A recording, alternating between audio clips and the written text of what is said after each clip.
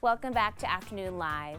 Looking for a way to reduce your child's stress and anxiety? You might consider a new pet. How about a fish? Here to share the remarkable benefits of fish, we welcome Veterinarian Dr. Cherice Roth. It's so great to see you. Thank you. Good to see you too. Let's talk about fish and how they could be possibly a great addition to a family. Yeah, so you don't have to take them for a walk. Oh, that's pretty. Sign me up. Sign me up. Yeah, so even just the sound of the water coming through the filter can actually be really calming. Think about like the Zen gardens, those sorts of things, rose gardens where you hear that water just trickling and being relaxing. And there is all sorts of drama happening inside a fish tank. Ooh. Girl. Okay. That's fun. Yes, and so if you have the right kind of fish together, you can see them like being playful with each other. But if you have one that's got like a little bit of an attitude problem, you can like actually get clashes, and it's like very dramatic. Real life Finding Nemo right inside your house. Yes, and like soap opera, all of it. Absolutely. Okay, but we do need to be ready for the responsibility because it's not so simple. It's literally their whole world. There you go. Their fish tank is their whole world, right? And so, yeah, now suddenly you're responsible for the pH and the salt and the flow of the water and the temperature of the water and who the friends are that live in the tank with them. Okay.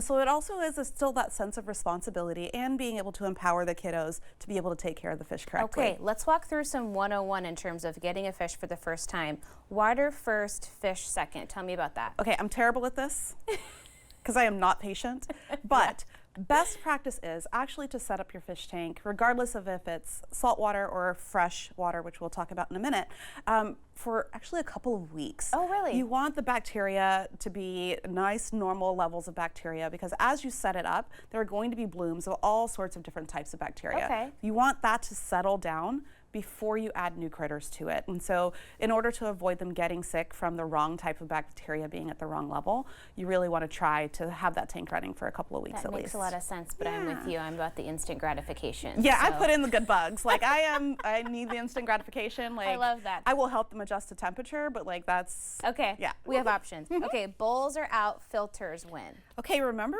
this might age me, but like remember when you were like little and you'd see the little betas just in the tiny bowls and we were like, oh, that's cool. Yep. It's okay. It's not great. Okay. Betas love tanks. Fish love actual tanks where they have places to hide, where there are actual filters and not just like their poop and food collecting down in the gravel. Gross when you think about it. Yeah. So that's really what it is. You really want to maintain. Again, it's their whole world. Yeah. And thinking about the actual size of the bowl or the tank that you're bringing home as well. Yes, so you want to be sure that the size of their enclosure, where they live, is amenable to not just their species, but the number of fish. And that really comes down to like ammonia levels. Yeah. Yeah, like that tiny bowl, that one little fish, probably no other friend should be in there with it. And it really, even if you're going to use a bowl, it should have a top filter to it. Okay, okay, good to know. Treat tap water every time. So most city water has lots of chemicals in it. Yeah. It has chlorine, it has fluoride, depending on where you live. Exactly. And those things do directly impact the fish's slime coat. And so you really want to be sure that you're treating any tap water. If you're on well water, you don't have to treat as much. Okay. But you still need to add in, again, the good bacteria and salt, even if it's a freshwater fish. Oh, interesting. Yeah, because we all require salt. They require it too for their bodies to work. Okay. And so really that's what that pre-treatment is. Anytime you add water, you want to make sure that their electrolytes are balanced. So then what about the transition from, say you've gone to a pet store, you bring a fish home in a bag, how do you safely make that transition to this environment, which is hopefully ready for them? Yeah, so you're going to set that bag that's going to have enough air in it for several hours, right on top of their water. So what you want to do is you want that water to acclimate and to start to match the temperature of the water in the tank. Otherwise, you could run the risk of shocking your fish. Think about getting in a hot tub and then jumping into a cold water pool. Like, don't sign me up, right?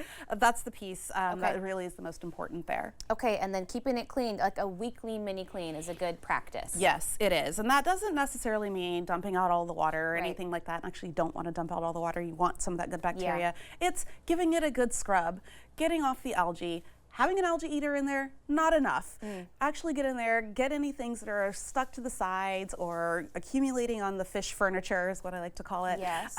Still clean those things up on a regular basis. Okay, and then feed tiny, not plenty. Yes, so remember anything that you put in there is going to be in their world now. Okay. Right? The filters can only do so much, and then you've got this whole layer of gravel and plant and all of that. So you want to err on the side of giving enough to have all of the fish in the tank satisfied, but overfeeding can definitely throw off the bacteria and actually make your fish really sick. Okay. And then something else about an algae eater doesn't replace an actual filter, right? It does not. They are really great at help keeping the algae under control. Okay. But they're not vacuum cleaners. they eat algae.